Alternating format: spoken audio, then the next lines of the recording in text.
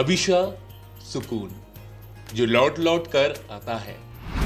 कुछ बच्चे घर में प्रवेश नहीं करते बल्कि सीधे दिल में ही उतर जाते हैं। अभिशा को पहली बार देखते ही मुझे यही एहसास हुआ जैसे किसी ने मन के भीतर एक दीप जला दिया हो। उसके चेहरे की चमक किसी बाहरी रोशनी की मोहताज नहीं थी। वह चमक उसके भीतर बसे निष्कलुष निश्चल मन से निकलती थी।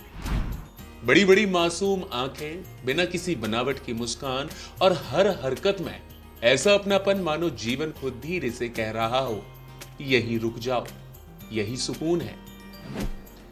कल रात कोई औपचारिक आग्रह नहीं था। वे अपने स्नेह के साथ अपने पन के भरोसे चले आए। रात शांत थी, घर में हल्की सी चहल पहल थी, लेकिन मन के भीतर एक गहरा ठहराव उतर चुका था। सुबह जब लौटने की तैयारी होने लगी तो दिल ने अनायास ही कह दिया, आज रुक जाइए। और रिश्तों की खूबसूरती यही होती है कि ऐसे आग्रह ठुकराए नहीं जाते।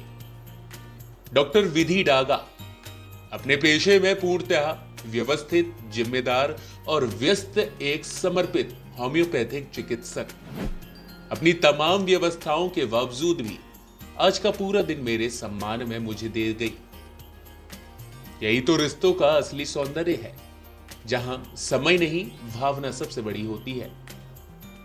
आज का रविवार केवल अवकाश का दिन ही नहीं रहा, बल्कि मेरी छुट्टी में खुशहाली उतर गई। 23 महीने की अविशा, जो 23 जनवरी को 2 वर्ष की होने जा रही है, इतनी चंचल थी कि पूरा घर उसकी गति के साथ चलने लगा। कभी वह सोफे पर चढ़ती तो कभी इतनी तेजी से दौड़ती कि लगता जैसे खुशी की कोई लहर उसके भीतर लगातार दौड़ रही हो। और आश्चर्य है कि उसकी उस गति के साथ मेरे भीतर भी उतनी ही तेजी से आनंद की लहरें उठने लगती। कभी वह पलंग पर उछलती, दिल एक पल को सहम भी जाता कि वह गिर न जाए। धड़कन तेज हो जाती, आंखें अपने आप चौकन्नी, लेकिन उसका उछलना, हंसना और फिर दोबारा कूद जाना डर को भी प्रेम में बदल देता। उसका रंगीन चश्मा मानो उसकी शरारतों का ही साथी था। कभी वह उसे मुंह में लगा लेती तो कभी नन्हे सिर पर चढ़ा लेती और कभी तो दोनों हाथों से पकड़कर ऐसे निहारती मानो किसी नई दुनिया की खोज कर रही हो। कभी चश्मा तिरछा हो जाता तो कभी आंखों से नीचे सरक जाता।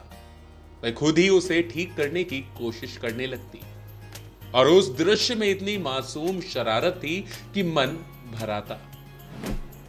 चश्मे में खेलते हुए खेलते खेलते वह फिर दौड़ने लगती। सोफे से पलंग, पलंग से जमीन तक उसकी हर हरकत एक ऐसी ऊर्जा थी जो थकान नहीं, ताजगी दिया करती थी। उस सुकून को शब्दों में पूरी तरह बांध पाना संभव नहीं था, फिर भी जितना महसूस कर पाया उतना जी लिया।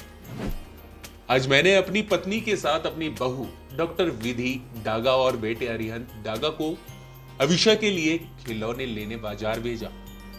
कितने खिलौने आएंगे ये बेहद महत्वपूर्ण नहीं था, बल्कि महत्वपूर्ण यह था कि उन खिलौनों में मेरा स्नेह, मेरी भावनाएं और मेरी दुआएं जुड़ी हों।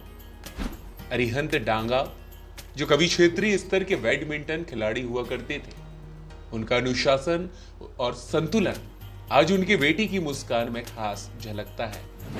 और इन सब के पीछे दादा कमल डागा के संस्कार शामिल हैं, जहां रिश्ते निभाए नहीं जाते, जिए जाते हैं। अभिशा को खेलते, दौड़ते, कूदते और अपनी रंगीन चश्मे से शरारत करते देख मन ने एक इच्छा की, काश हर 3-4 महीने में 1-2 दिन के लिए यह सुकून लौट आता रहे।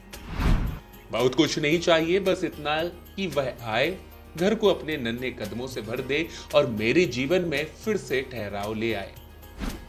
कुछ खुशियां हमेशा साथ नहीं रहती, लेकिन अगर वे लौट लौट कर आती रहें तो जीवन कभी खाली भी नहीं लगता। अविशा आई और मेरे भीतर यह भरोसा छोड़ गई कि सुकून अब रास्ता जान चुका है और मैं उस रास्ते का इंतजार करूंगा।